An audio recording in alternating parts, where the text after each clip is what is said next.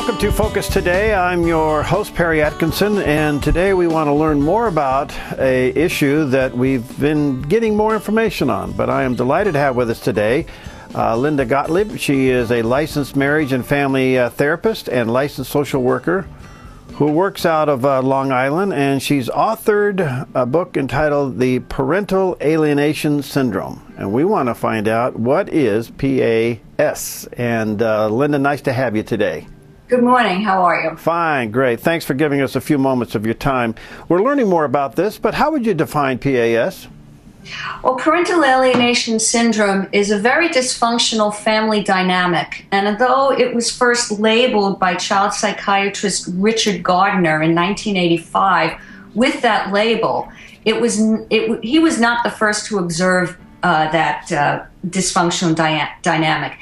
And what he labeled it as and what he described was an unjustifiable rejection by a child for a parent, a loving and fit parent, at the instigation of the other parent.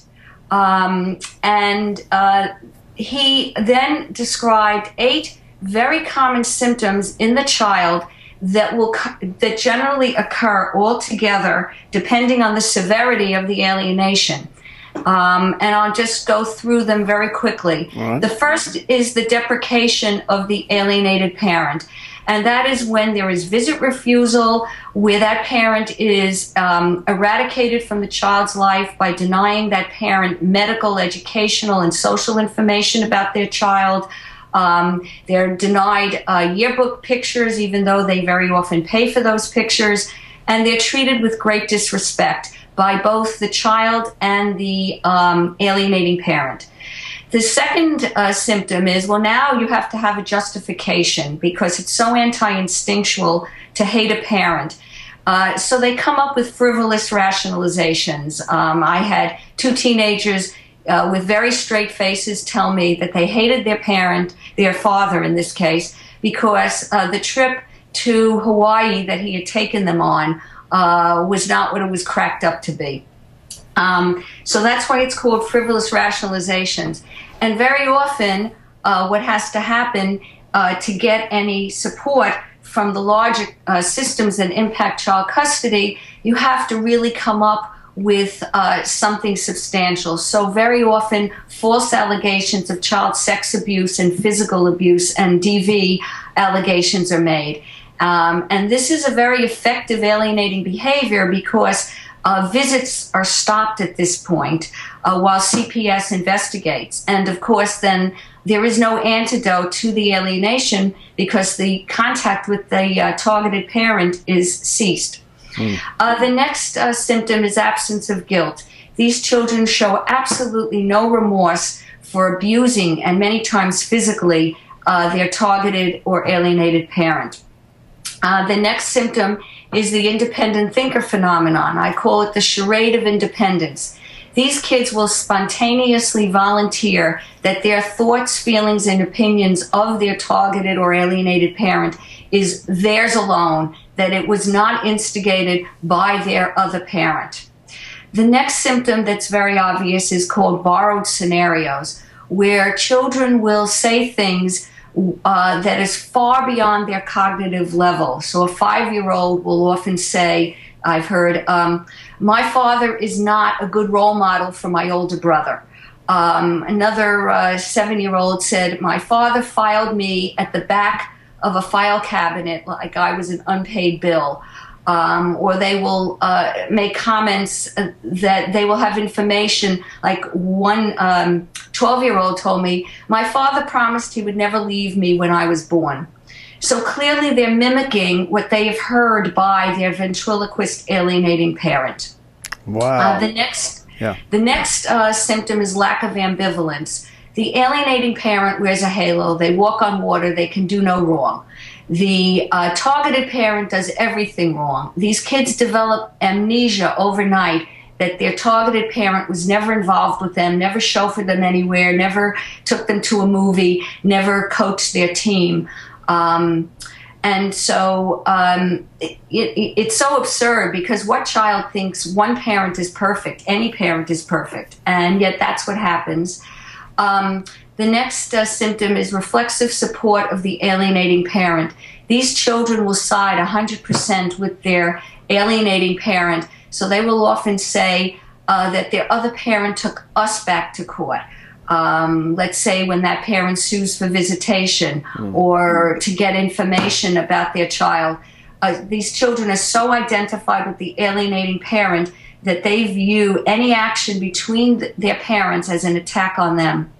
And finally, it's the spread of the animosity to the extended family and friends of the alienating parent. So grandparents of the targeted parent who were very involved in their grandchildren's lives suddenly lose all contact. Gifts are returned, phone calls are denied, visits are refused. So these are the 8 symptoms, and they're very observable. All right. Is this a form of child abuse? It's absolutely a form of child abuse. It's emotional child abuse of the worst kind. When you think about it, if a child doesn't feel lovable by a parent, how are they going to love themselves? And this is why some of the statistics we see are terrible when a parent is eradicated from a child's life. For example, teenage girls without a father meaningfully involved in their lives are 75% more likely to have a teen pregnancy. The emotional vacuum left by having a parent eradicated from your life is not filled with good things. These children exhibit a higher degree of eating disorders, suicidal ideation, criminal activities, dropping out of school, cutting, and forming poor relationships for themselves, peer relationships. We think very concretely. I'm half my mother and half my father. If I hate one of my parents, I'm going to hate myself. And people who hate themselves behave very badly. Wow. There are a whole list of things. I'd like to really get through them because they're serious. We never believe that walking around with hatred and anger is healthy. We send kids to therapy all the time if they have poor peer relationships. Well, then why would we think that it's healthy for them to remain with anger and hatred towards a parent, one of only 2 people who will love them unconditionally? Individuality is squashed because they are made to adopt the feelings, opinions, and beliefs of their alienating parent towards their other parent.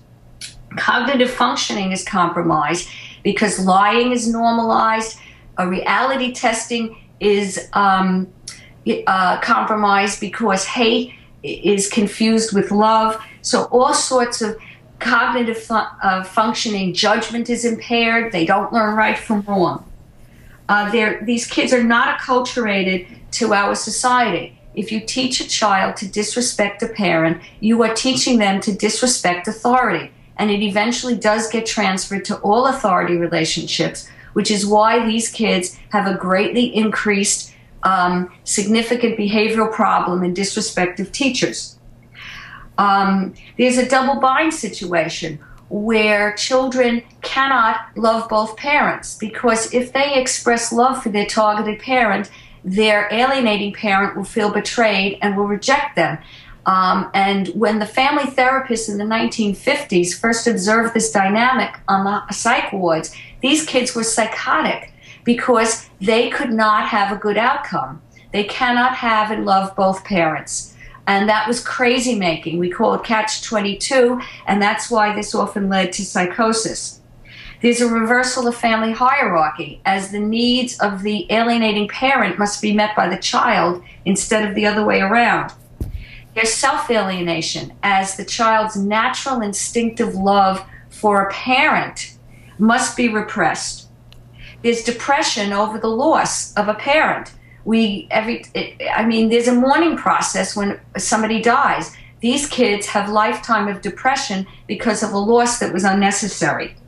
There's anxiety that a slip of the behavior that reveals their true love for that parent will be discovered by the alienating parent, and then they will be in big trouble. And finally, there's guilt for the way they maltreated a parent, because on some level, they know that this is wrong.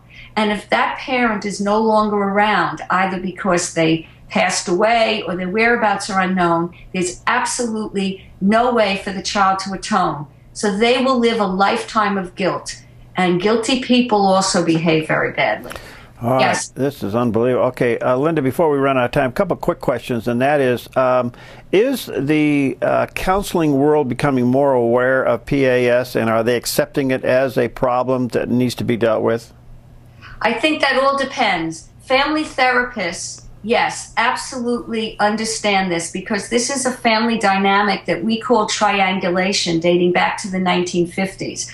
The pathological triangle identified by child psychiatrist Murray Bowen. So family therapists understand this dynamic. We are the only mental health discipline that has this as part of their basic training. Not even psychiatry has had Family Dynamics 101. So unless the other disciplines take continuing education, they will not know a PAS or triangulation if it hits them in the face. So where can people get some help on this? I'm out of time, but where can people get some help on this? You can go to my website, www.endparentalalienation.com. It has a wealth of information which all can be downloaded for free. I have a colleague who has a website, pas-intervention.com, where she has tremendous information. You have to educate yourself. You have to learn what this is, so that you can identify it early, so that therapists can identify it, and so that matrimonial attorneys can identify it, because they enable the alienating parent. Well, Linda, thank you for your time, and thank you for your passion and taking on this topic, and thanks for the resource at your website. We'll have you back soon. Very much. Thank Bye. you. Bye. We'll be right back. Hi, I'm Paulina, and I work at theDove TV. Did you know that when you support theDove TV, you have a profound impact, not only in our community, but around the world? It's your continued support that takes the inspiration and hope in the programs we produce and makes them available to the thousands of people who are watching these videos online every week.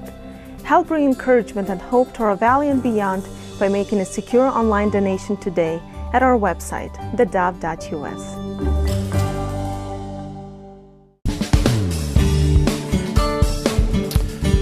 Have you ever asked yourself the question, where does all the time go? How did the day fly by? Well, our own Paulina talked to Diane Dennis about that. She's authored a book called The Hourglass, How to Live as Time Flies By. Let's join Diane and Paulina with this discussion. Well, death is something we don't talk about too much, even though I was going to say most of us, all of us, are going to die eventually, and we need to think about it. It's a part of our life. And today we have a very special guest in the studio. Diane Dennis came all the way from Portland to do this interview with us. A nurse, but most recently author of a book called The Hourglass, How to Live as Time Flies By. Thank you. Thank you for being here. Time flies by, I should have said. Tell us about the history about this book. How did you come to write about it? Yeah, a very strange way. I was offered, asked to come and speak to a support group because I wanted to write a book on resiliency and inspirations. And so I interviewed a psychologist, and she said, why don't you come to our support group? Everyone's inspirational there, and give a talk on resiliency. And of course I panicked, because how can I talk to women diagnosed with cancer about something that they know more than I do? So I threw in a bunch of jokes. and then I thought, well, that'll be it. And since it was a support group, hospital support group, and the privacy issues, I thought they would have me leave before they conducted their support group. They had me stay. And it was life-altering for me. The next morning I woke up and I said, this is a tribe of women, I want to know more. It was so emotionally moving. And as a nurse, having worked years in death and dying and illness, this was different. These were people telling the truth, non-competition, all of the barriers out of the way, talking about the most important thing, is their life. Wow. With each other. So by listening about, tell us, what were their fears? What were the concerns of the women who knew they're gonna die sooner than they thought they would, that there was this cancer that was getting them closer to death? Yes. What was their fears? The first thing is facing mortality. We don't face our mortality in this culture. And when you face because death is a scary thing, and when you face your mortality, all of a sudden your priorities change and your life changes. So their fears were, I might die soon. I don't want to leave my family. I want to be with them more. They all of a sudden, all of their priorities changed, and what they wanted to do most wasn't accumulate things or meet business goals. It was develop more emotionally intimate relationships. And I thought, oh my gosh, if we could all do that before we're diagnosed with a disease, that, you know, if we could look at life as if we're facing our mortality every day. That's why I named it the Hourglass. Now, these women, they were in a support group, so it was a closed setting. They felt confidential, and then they shared something that they probably haven't shared with maybe even their loved ones. Even their husbands. This is a disease that only affects women, and almost every one of them were married. And we're talking about ovarian cancer. Ovarian cancer, yeah. And so it was scary to talk about dying with somebody that doesn't want to lose you and that you don't want to say goodbye to. So they were in the support group talking about things they couldn't even, they felt restricted. They didn't want to cause their own family fear, so they were putting on, you know, a happy face and having hope, because there's always hope until the end. That you're going to, not everyone dies from cancer. Did some of those women hide their disease from their husbands? Good question. One did, and it was very traumatic because she hadn't prepared her family, and she was very matriarchal. She, you know, kind of ran the family business with her husband, and since she didn't share with them what she was going through, and she didn't seek treatment, her disease progressed very quickly, and her family was very distraught and upset. And I spent a lot of time in the hospital with all of them. Wow. I would think you've been a nurse, and you've probably faced cases when there were men and women dying. I would think that when a woman dies, probably some of the concern she would have was, how is my family going to be without me? How they're going to survive? Who's going to cook meals? You know, all those everyday things that most women do. Have you noticed that men and women face death differently? Oh, that's a good question. I think there's a pattern, and we had a hospice nurse come in and talk about dying, and that was very painful. And the process, if you're dying of a disease rather than something getting hit by a bus or something, the process has certain characteristics like the birthing process. You have hope and you fight it, and of course with medical technology there's lots of ways to fight it, and most cancers end up being chronic illnesses, not terminal diseases these days, which is awesome. But as their body starts to shut down and they start to see the reality, and maybe the doctors tell them there's nothing else we can do, then they shift. And both men and women, and they shift towards looking at what they can hold on to, what they can do today. They live in the moment, they have really rich experiences, and their hope changes, all of their priorities change. As far as the family members concerned, because when you think about terminally ill people, and especially those in the hospital, they get visitations, people come pray over them, people make their meals. I mean, they don't seem lonely, and yet in your book, I saw that a lot of those women said that they were lonely. So there seems to be some kind of a disconnect, as if we have communication, but it's not the quality communication. Is that the case? I think everyone puts on a happy face. Like if you take a meal to someone who has cancer, you know, you're kind of afraid to ask what stage you're in or how it's going. So you just make small talk because that's easier. And what these women did in the support group is they listened differently. They listened with their heart, and I think that's the difference, and that's what I wanted to bring forward about this book, is we all listen thinking of the next thing we're going to say. We're listening with our head. If we listen with our heart, we feel what the person's saying. And that's what they wished for. They wished more people would be open to listening to them. Are there any kind of no-nos to what to never say to a dying person, or never do in front of a dying person? The most important thing is to accept the stage they're at, in their own acceptance. They can be on their last day of living and not accepting that they're going to go, and so that's what we have to do, is accept them at where they're at. Where did those women that you spent some time with, where did they get hope?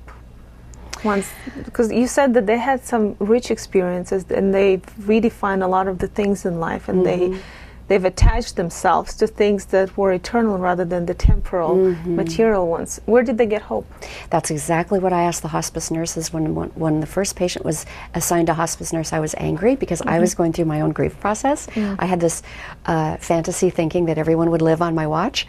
And so I went to hospice and I sat down with the nurses and I said, you know, the hospice house was called Hopewell House. I thought, what an irony. What do you have to hope for?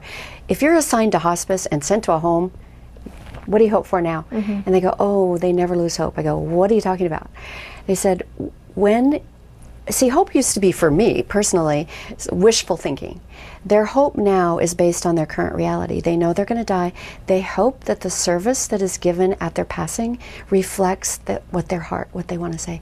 They hope that they've said their goodbyes in meaningful ways. It's very painful. They hope that their loved ones will be okay without them.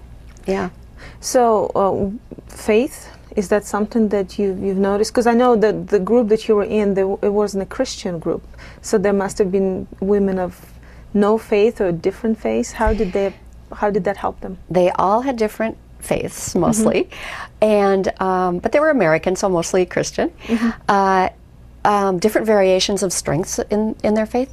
But what I noticed is, as each of them were getting closer to dying, the things that don't matter of the ego, purchases, goals, possessions, slipped away. Even things that they had held tightly onto, slipped away, and their faith there was an opening. And in that space, their faith got stronger. Whatever their faith was got stronger.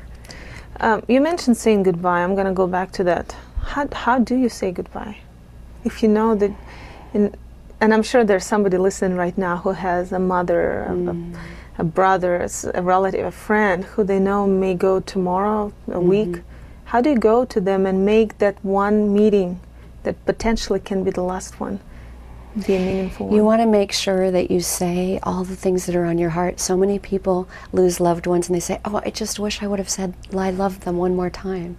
Whatever it is you want to say it. And forgive. That's a really important piece before passing, is that if you hold on to any grudges about the person or they do for you, let go of them and love. Just love. That's what people want in the end. And knowing, as people are dying of a disease, their body is shutting down and they are in pain. There is an element of pain and struggle. And when someone passes, you see the struggle stop. Do those people who are dying from cancer or any kind of other disease, do they feel it was their fault? Do they feel responsible for their death? Well, I hope we've come a long way in the medical training with that. There's a couple schools of thought that you could have prevented this if you lived a better life. You know, and that's holding on to something that we don't have any control over. I think the most important thing is they want to live in the moment. Sure, they want to know what causes it. A lot of it is genetic, and then they want to have their daughters and granddaughters tested to see if there's a genetic mutation that they can, you know, be proactive for and maybe do even prophylactic treatment or surgery. But you know, we just blaming ourselves doesn't really help. But there are proactive things we can all do with our health to do the best we can, and that's the best we can do. Yeah. You know, when I asked you, when you came into the office and I asked you, what have you learned about death? I think this is how I phrased the question, and you said, well, actually, I learned a lot about life. Yes. And it seems like from the experience that you've shared in the book and with me earlier, is a lot of these things we can and we should apply in our real life, like saying goodbye, spending quality time with people. So as we wrap up this interview, what would be your message to those who are facing death or facing losing their loved ones, or even just the listeners that want to connect to the loved ones? What would be your message today? I would say live in the moment. That's all we have. All of us live in the future. Future worries, future anxiety, future stress. What are we going to do? What vacation are we going on next year? We don't know. Just this moment's all we have. The future's a figment of our imagination. And the book, I want to once again highlight it, The Hourglass, How to Live as Time Flies By Diane Dennis. What makes this book different? If you were to kind of highlight a few things from this book for people to it's very emotional. People who read it cry. You know, there's fear. I think you face, and the chapters are set up that way. You face your own definition, and you have an opportunity to change your definition of hope, faith, your identity. Who are we? What do we want? And so it's a rich way, the lessons a rich way to learn how to live. And you definitely know what you're writing about because you've been a nurse and now you're an author and spend so much time with these women who are dealing with cancer. So I would encourage you to get a copy of the Hourglass. It's available on Amazon. Yes. And it's just been published. So Diane Dennis, thank you so much for traveling all the way here. Oh yeah, my pleasure. Great to meet you. Thank you. Okay, well there you go. Great resource for you. Coming up next, our good buddy John Mittendorf's in the house. And have you ever looked at those big statues, you know, in the East, you know, those great big ones? How accurate are they? I think you're going to be blown away to find out. We'll talk about it next year on Focus Today. Hi, I'm Daniel and I work at theDove TV. You know, compared to Portland, Seattle, and LA, Medford might be considered a small market, but at theDove, we're excited about the opportunity to make a big impact right here in our community. And you help make that happen. Did you know that more than 90% of our income comes from people like you? You can help us now by making a secure online donation at our website, thedove.us, or by phoning 541-776-5368.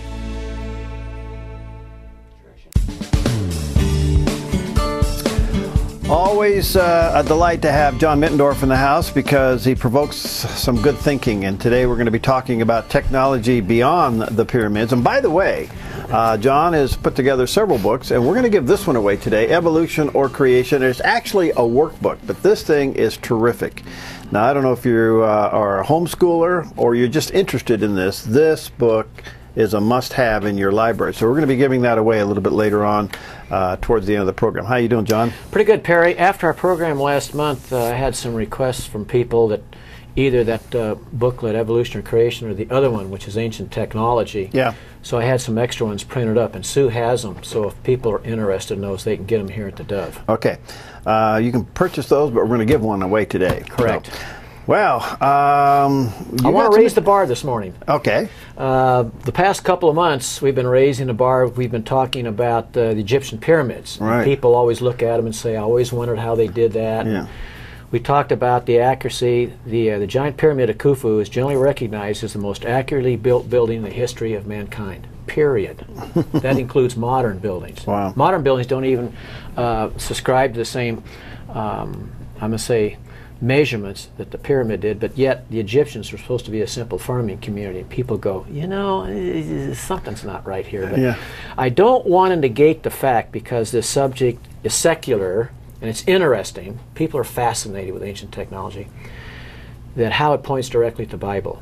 And I always start off with that. The foundational approach for this subject is biblical accuracy, in that if you subscribe to modern archaeology, this is very difficult to explain and understand. Because you say, well, how could they do that? And that's the point. How could they do that? And so secular archaeologists or secular scientists' answer is, well, aliens came here and dropped off technology and then they left. And so here we are. That's their answer. A flyby. Yeah, if you watch Ancient Alien on History Channel, that's the title of the program, Ancient Aliens. They came here, dropped it off, and then they left. Well, that's ridiculous. So if you look at it from a biblical perspective, it's not ridiculous. It's very understandable, because if Adam and Eve and the early civilizations were extremely smart, and the Bible says they were, okay, then we should see evidence of ancient technology. And that's exactly what we see. Okay. And that's why it brings up this morning's program, in that we talked about the pyramids. Now I want to raise the bar way above that. Okay. And why don't you hold this book up, and I'm going to be using this book as an example. And this book, we interviewed Christopher about 2 years ago. Yeah, this is called The Lost Technologies of Ancient Egypt. Yes. Advanced engineering in the temples and of the statues. in the statue, yeah. And this book is color. This is one of his later books. And Christopher is an interesting person, in that he has 50 years, and he's a manufacturing engineer in precise measurements and laser technology. 50 years in that, so he knows what he's talking about. And what I appreciate about the book, he does not subscribe to this ancient alien theory. He looks, when he goes over to Egypt, he looks at the pyramid, he says, I'm not really interested in how old it is. He says, what I'm interested in is how do they do that?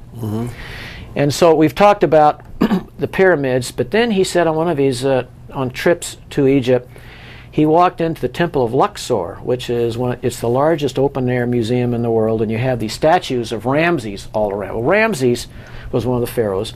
These statues are 40 feet high. That's a 4-story building. made out of diorite granite. Diorite granite, the only thing harder is diamond. So I want you to think, just keep that in your mind for a second. How they cut it. How they cut it. Right. How do you cut diorite granite, and how do you cut it to precision increments far greater than what we maintain today? And if people are interested in this subject, I would recommend his book, because he just takes a very straightforward approach, shows you pictures of exactly what he's talking about, and when you read the book, you're left with the thought of they had to have precise machining equipment to do what they did.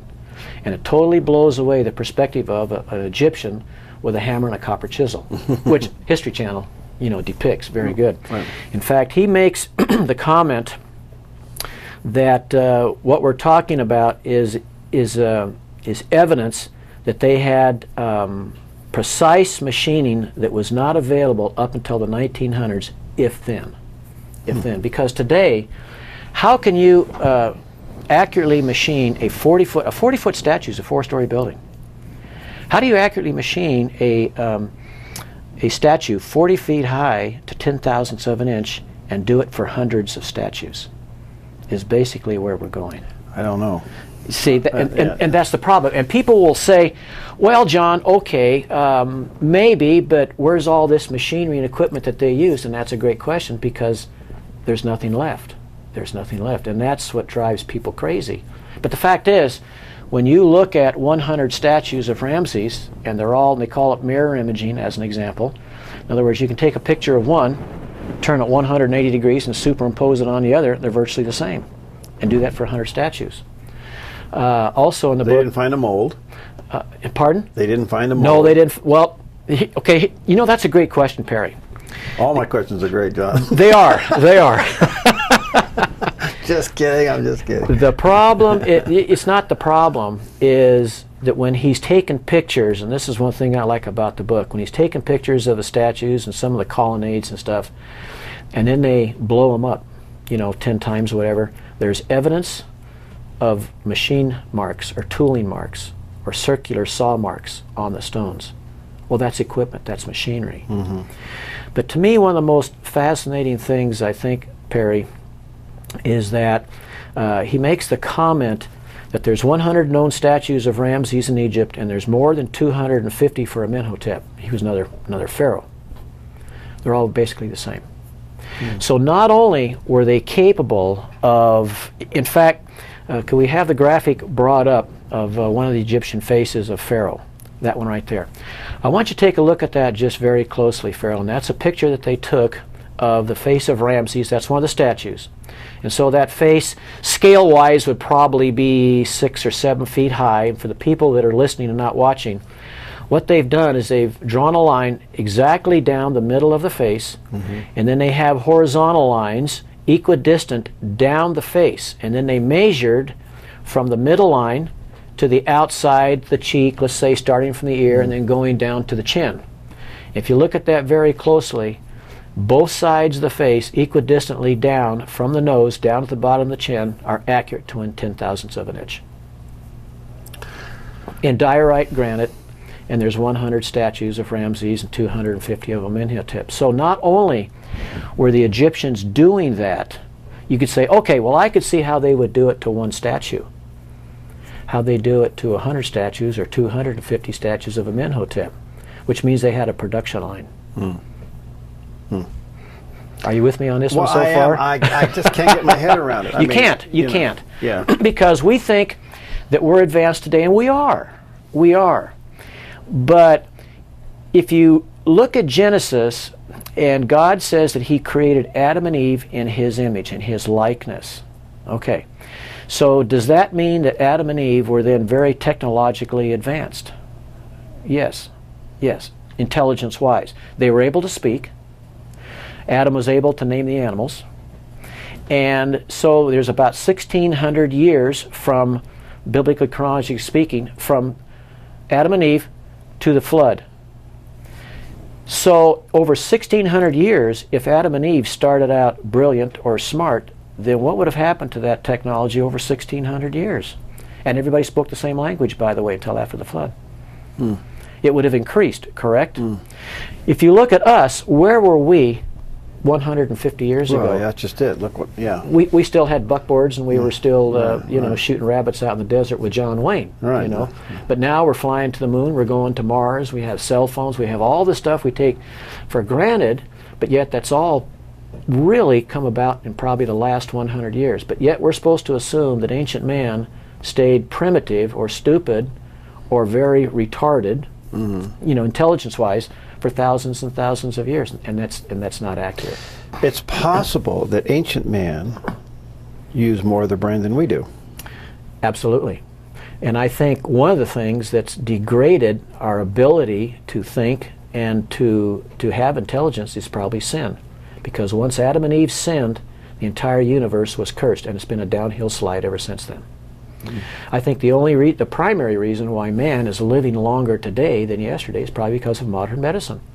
Yeah. I mean, if you don't like a knee, get it replaced, no problem. Yeah. And they're replacing hearts, they're replacing livers, and so on. And of course, medicines and all that stuff. You know, back in the 50s, polio was a big deal. Today, it's not. All right. Now, you and I have gone through this argument as it relates to the pyramids, and it's absolutely fascinating. And if you fast forward it to these statues, and there's obvious evidence of machinery.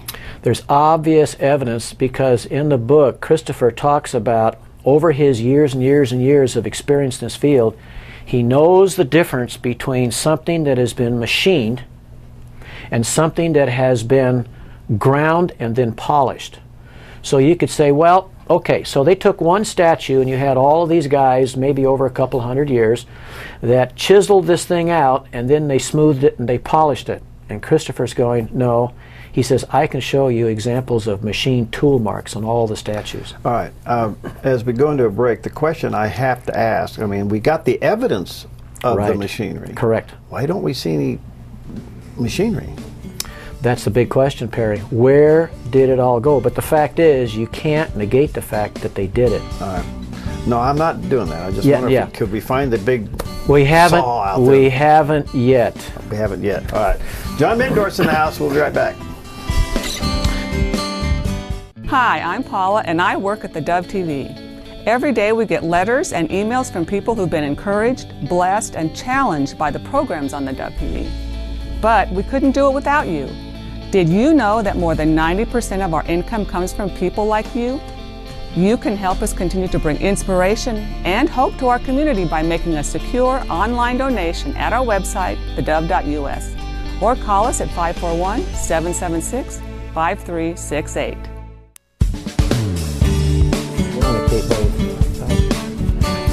All right, we're back with John Mittendorf. It's too bad we didn't leave the mic on through the break. Yeah, great discussion during the break. I was talking to him. What appears to be the case with this whole issue with the pyramids and now into these statues and the accuracy of their creation is there had to be some source of power. Power for the machinery to do it, because it's not really debatable that they didn't have machinery. They had to have machinery to be able to do that in the hardest rock known to man. Okay. Okay. And we kind of covered that in what now they're discovering in the pyramid, that there was some kind of electricity development in there. Power generating device. Okay, so and that's yet to be totally unveiled, but the theory is there. Correct. And so is the equipment and the precision of the way it was built to do that. Then they have to have a device. They have to have a device to cut the stone. And by the way, one thing I forgot to mention, Perry, is when they were cutting the statues, they used multiple elliptical and geometry curves to blend curves perfectly into each other. And when you take a form of parts of a statue and you put it up on a screen and you take elliptical and circular geometry and superimpose it over it, it perfectly matches. So they just weren't chiseling or machining stuff, they were machining it to tolerances out of elliptical geometry. All right, and then the third thing they had to do is after they created it, whether it was a block for the pyramid or a statue for a goddess or something, they had to move it. They had to move it. And we've talked in the past that the Egyptians were capable of lifting up to 20,000 tons. Today we're only capable of lifting up to about 1,300 tons. So they were doing weights 20 times heavier than we are today. It appears to me that, and I'm just, hey, you're the apologist here, but it appears to me they harness something from the sun. Correct. Which is free energy. they harness something from gravity. Which is also free energy, if you can harness it. And I'm just wondering if they had a template that they used down here that reflected off of something up there that made it work. If you read Christopher's book on the Giza power plant, which is the giant pyramid, it goes into that, but we never covered that because I thought it was a little too far outside the box. But he covers that as being a possible. The question is, okay. So he thinks there might have been a template that they yes, used on a reflection. Yes, and okay. The question comes up, Perry, and it's a great question. If they were generating power, then once it got outside the pyramid, then how did they harness it, or what did they do with it? And that falls into the question that you just asked. Yeah, well, See, interesting. It's interesting that electricity, let me think for a second, electricity and magnetism are 33 times stronger than gravity. So it's possible they nullified gravity. They didn't reverse it. They may have nullified it temporarily. To me, in the reading I've done on this subject, that is the only logical explanation, to be able to lift the weights that they lift. And by the way, that was a worldwide technology. You can go to South America and see exactly the same thing. You can go to other parts of the world and see exactly the same thing. So they lifted heavy stones and placed them there. Yeah, and the reason why they did it is because it was easy for them to do. Yeah, and what was that thing? And what was that thing is exactly right. In fact, the Coral Castle in Homestead, Florida, and people that are listening or watching, you can go on the internet and just type in the Coral Castle, Homestead, Florida, and the Laughing Immigrant that was there was lifting 30-ton blocks of granite at night when nobody was around. It's well documented. He had no machinery, and he always boasted, "I know how the Egyptians did it." And when he died, the only artifacts in his laboratory were things to do with electricity and things to do with magnetism. And he was lifting 30-ton blocks at night when nobody was there without machinery and putting them into place. So how'd he do it? Well, yeah, you think we'd be all over the top of that guy's house trying to figure that thing out. Yep. Let's go to Pumapunco, on the Bolivian-Peruvian border. And if I can have the graphic of that brought up, this is another interesting place that's a little bit different than Egypt. And what that is, Perry, is that's on the shores of Lake Titicaca. And that is probably the highest large lake on Earth. It's around 13,000 feet up there. And they are starting to bring those stones up. They've been buried in mud for thousands of years, and they're bringing them up. And the technology we've been talking about for the past couple of months in Egypt, you tend to think, well, the Egyptians were very, very smart, and they were. So were the ancient Indians in South America, and I'm going to show you in just a second here. In fact, let me bring up the next graphic, which is a very popular picture on the internet in ancient technology. This is a picture of a diorite granite right there, and there's lots of this stuff at Pumapunco.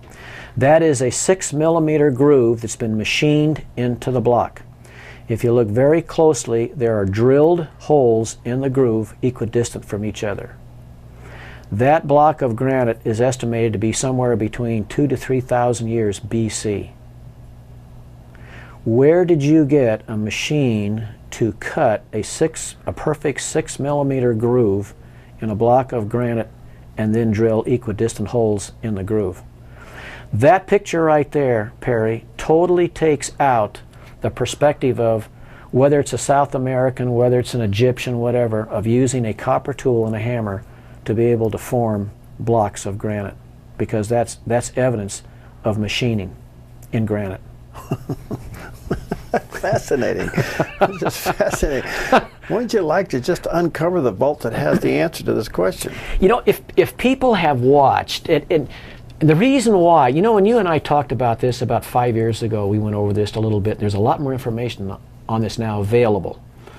But the History Channel 5 years ago wouldn't touch this with a 10-foot pole. Yeah. Today they are. You have ancient aliens and ancient technology, and the primary reason is people are extremely interested in this. I mean, they look at this and they go, I can't, it's like yourself, I can't believe it. How'd they do that? Where's the machinery for it? Yeah. And Dr. Zawi Hawass, if you watch the History Channel, he's that enigmatic Egyptian, he's the guy in charge of Egyptian antiquities. You know, he's kind of loud and boisterous and talking, you know, but he knows what he's doing. But he's said numerous times, the real treasures in Egypt are buried in the sands. And that might be true, that the technology that they had, the evidence is there. There's also evidence that they used machinery. That, okay, where is it? Where is it? And there's also the possibility that what they were capable of doing, they were doing it differently than what we're used to doing today. Yeah. See? So we're looking for something that we don't really know what we're looking for compared to, you know, what we do today.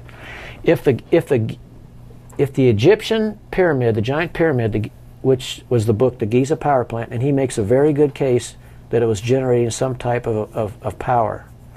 If that was true, they were using the natural frequency of the earth and the sun to generate power without all the coal plants, gasoline plants, all that stuff that we have today. They were basically generating a power which is 100% clean out of natural elements. Fascinating. It's fascinating, isn't it? So where is this going to go in the science world? I mean, now they're beginning to touch it and look at it. I mean, they can't say it's aliens forever. No, they can't, Perry. And I think the benefit of this now is they're exposing. The History Channel has run a great series called Ancient Aliens, and in that program, they've hired Christopher Dunn to shoot a lot of their video, and they show you inside the pyramid. They show them sitting inside what's called the sarcophagus, which is where the bones of the pharaoh should have been, but they're not. They find all the pharaohs in the Valley of the Kings, not in the pyramids. They've never found a pharaoh in any pyramid. So then you have to ask yourself, well, why'd they build the pyramids? Because most people will say, well, they built them for the pharaohs. No, they didn't. The pharaohs in the Valley of the Kings. Tutankhamun's a classic example. Ramses III is another one. Where'd they find them? Valley of the Kings, not in the pyramids. So why'd they build the pyramids? And why were they built so accurately? Why were they built to a degree of precision that we cannot duplicate today for just a funerary device, you see? So it's clear that they were doing something for a reason. And when you say the giant pyramid has 2.3 million blocks of granite in it, and they built it in less than 20 years, it was easy for them to do that, evidently. Same way in the Yucatan Peninsula in South America, you see huge stones stacked up, cut perfectly so you don't need any mortar, and they're still standing today after thousands of years. It was easy to do. And you would think that the other thing, I mean, is how did they cut them? I mean, that has to be the thing. Moving them is obviously a big issue, but cutting them to the accuracy that they did is the issue. In this book, This Lost Technology of Ancient Egypt, Christopher makes a very interesting argument for how they cut the blocks for the pyramids. And on the Giza Plateau is what are called boat channels, and they're shaped exactly like a boat. They come to they meet at an end, and then they kind of swale out in the middle, and then they come back. It would be like if you looked at a canoe from the top, exactly. But they're huge. And he theorizes that the way that they cut the blocks was they had a 37-foot wheel mounted in these boat channels. They were filled with water.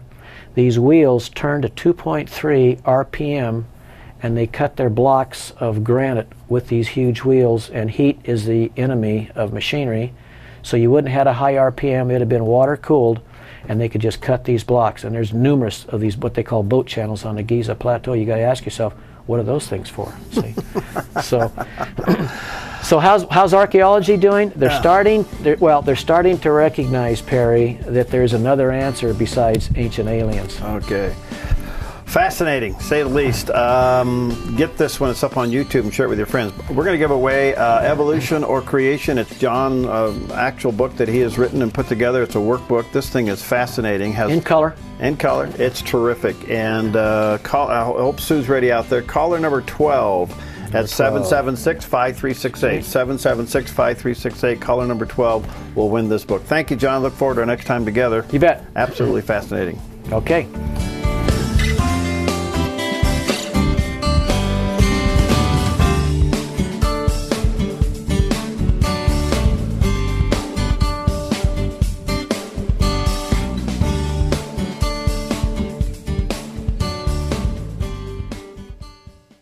Hi, I'm Jim and I work at theDove TV. Every weekday between 6 and 8 a.m., our award-winning news and sports team bring you the best morning show around. It's live, it's honest, and it's a whole lot of fun.